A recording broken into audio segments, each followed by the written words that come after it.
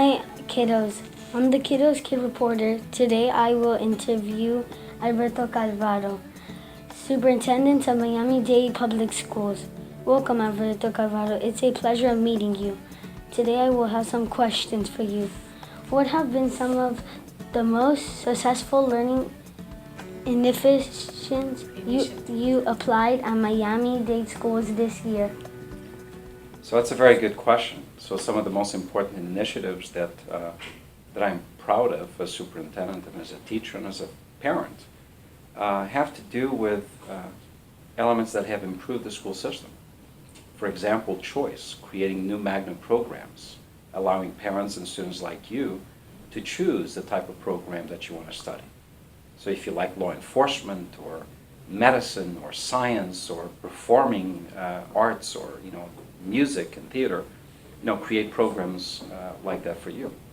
The second one is the investment in technology, ensuring that all teachers and all students have access to laptop computers or Promethean boards with sound, or every single student being guaranteed access to a school that has access to the internet. That to me is very important. Graduation rates, the fact that we increased the graduation rates dramatically was important. And lastly, the fact that we've gotten these prizes like this one right here. This is the equivalent of the Nobel Prize, like the Olympic gold medal for a large district like Miami-Dade, and we're the fourth largest in the country. So I'm very proud of those initiatives. I'm very proud of the work that's taking place. I'm very proud of the principals and the teachers that actually led the way. And ultimately, I'm very proud of students like you that have put Miami-Dade at the very top. Thank you. You're welcome. What advice would you give to parents to improve student home environments? That's probably one of the most important questions that we can ask, because we can do everything right at school, but if the home learning environment is not there, if there isn't a parent or a grandparent who provides some coaching, modeling, tutoring, and mentoring to children, then I think the whole child is not being educated. So how can we improve it? Look, we have a remarkable initiative. It's called the Parent Academy. It's a school for parents to help parents understand how to access resources in the school system, to help parents get better jobs by training themselves in vocational programs, by helping parents really make decisions about issues that impact them dramatically in the community, like how to open a checking account, how to plan for the future, how to secure scholarships for students by the time they graduate high school to ensure that they're going to go to college. But also by connecting parents to resources that exist. They can actually help students do better in school, help with homework, dial a teacher, accessing digital content on the computer to help students like you, perfect reading, math, science, or writing.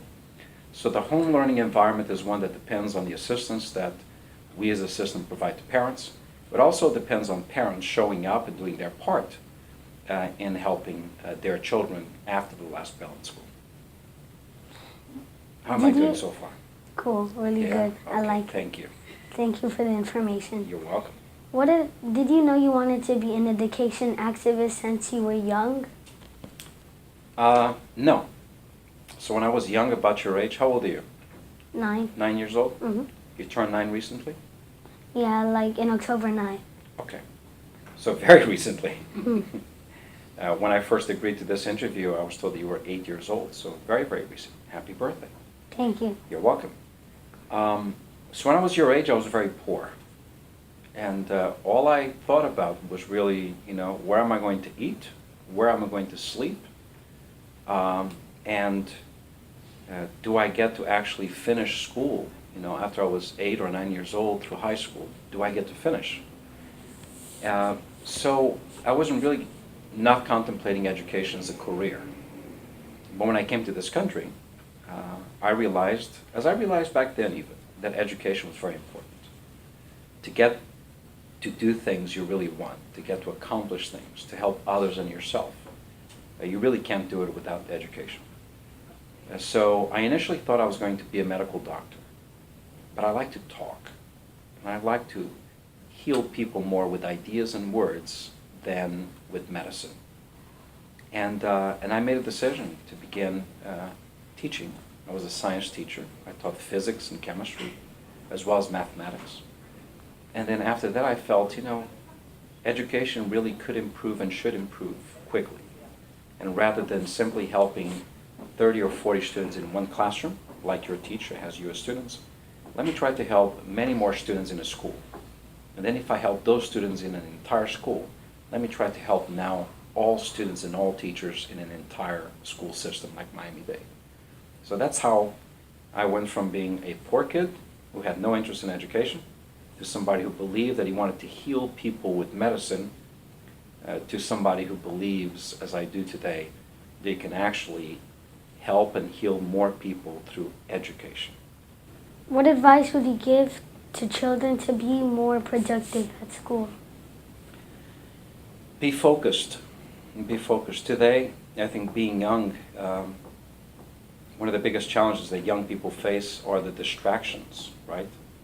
The TV is on, there's 1, 2, 3 cell phones and iPads and tablets, and there's streaming television and programming, there's texting and tweeting and Instagramming and Vine, and then there are video games that are all consuming.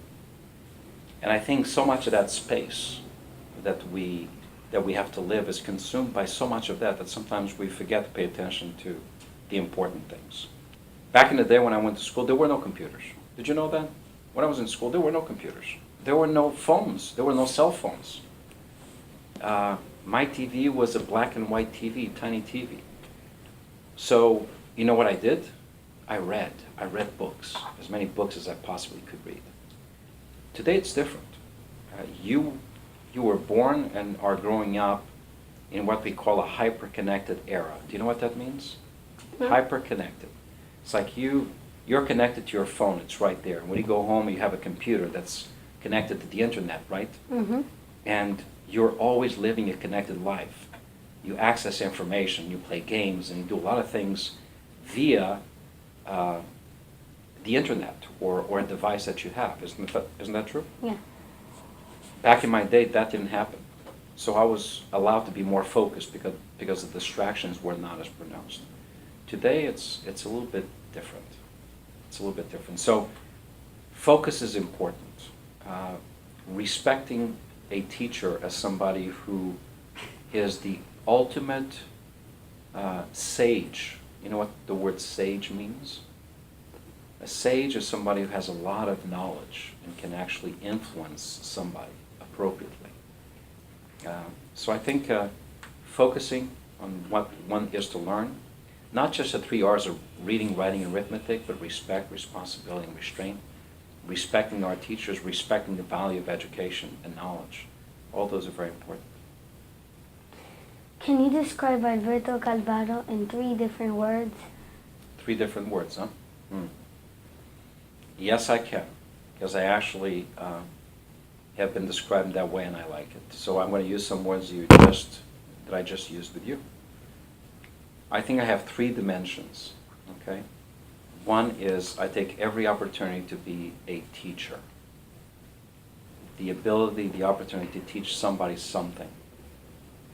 Secondly, I take the opportunity to be a learner. You never should pass up on the opportunity to learn something. And third, sometimes I am a fighter, because you want to fight for what is right. You want to fight for those who have weaknesses associated with them, those who are fragile and invisible. So I want to be a teacher, a learner, and a fighter for the good things that help human beings. Thank you, Superintendent, for this interview opportunity for the Kiddos magazine. I thank you for the opportunity. Thank you. All right.